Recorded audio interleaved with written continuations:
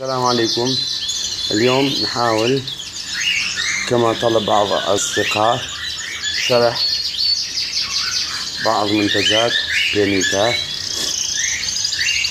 كما يعلم أغلبية أن هذه المنتجات أغلبها من مواد طبيعية. نبدأ من أوليو فيش، وهو مطحون من كبد الحوت، طبيعي 100%، يقوي جهاز المناعة خاصة الكبد، وهو طبيعي، لهذا لا تذوب بالماء. هاي بودرة بذور الشوك وبعض أنواع من النباتات البرية، وهو الطبيعي، وهذا أيضا يقوي الكبد والجهاز المناعة. هذه خليط طبيعي 100%، تستخدم بشكل دائم. مرحلة تبديل الريش يجعل الريش تنمو بشكل طبيعي وجميل وبراق. هذه أنتيبيكا أيضا طبيعي للطيور اللي تنتف الريش، لأن هناك نقص، وهي في هذه الحالات. هذه سالوس يستخدم لتصفية الدم من المواد السامة، ويجعل الجهاز المناعة قوي، ويقوي حالات الجرح اللي يحصل، ويجعله يشفى بسرعة. وهذه مايكروباك، وهاي أيضا ضد الميكروبات، وهاي الموجود بالجسم لما يكون هناك جرح داخلي أو خارجي يجعله يشفي بسرعة. هذه كالسيوم، هذه فيتامين سي وفيتامين كي، طبيعي 100% لحالات الصرح أو الصدمة، والحالات اللي موجودين في المرض الكوكسيديا عندما يكون هناك جرح داخلي لكي تتوقف الدم أو النزيف. وهذه سيبسال،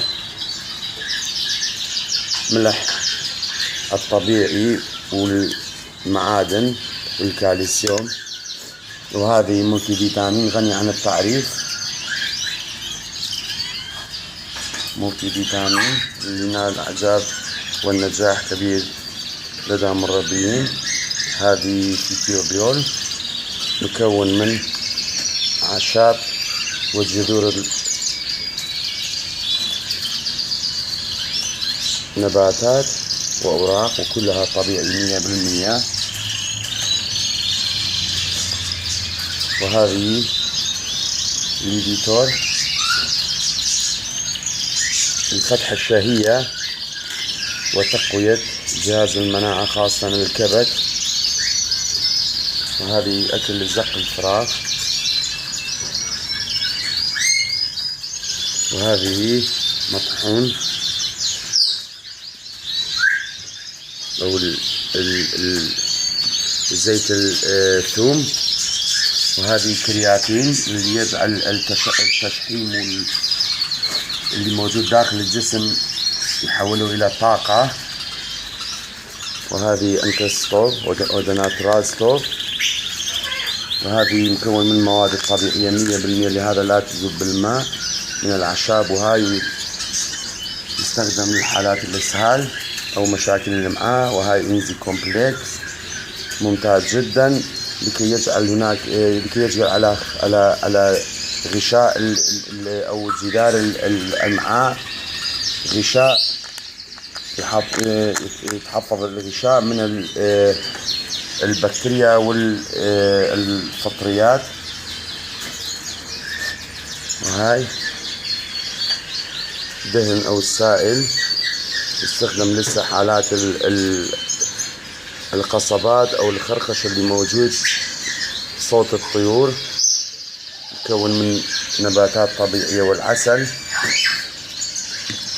وهذه أورنيسيدول، يستخدم أو أورنيسيدول مكون من حمض خل التفاح وحمض الليمون وحمض منتجات ألبانية، ويستخدم أسبوعين إذا استخدمناه طول السنة أسبوع مرتين، تقلل مشاكل الأمعاء والأمراض من 85 إلى 95%. وهذه فيتامين أي أو فيتامين إي لخصوبة الذكور، مكون من ADE وهو ممتاز. وهذه كالسيوم غني عن التعريف AD3E للإناث والفراغ والكبار، ويقوي عظام ونمو الفراغ ويساعد في عملية الهضم داخل الجسم. وهذه شامبو طبيعي 100%، نضع 5 ملم في لتر ماء لكي تستحم الطير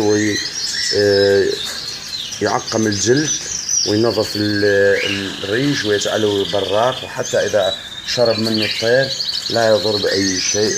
مع تحياتي.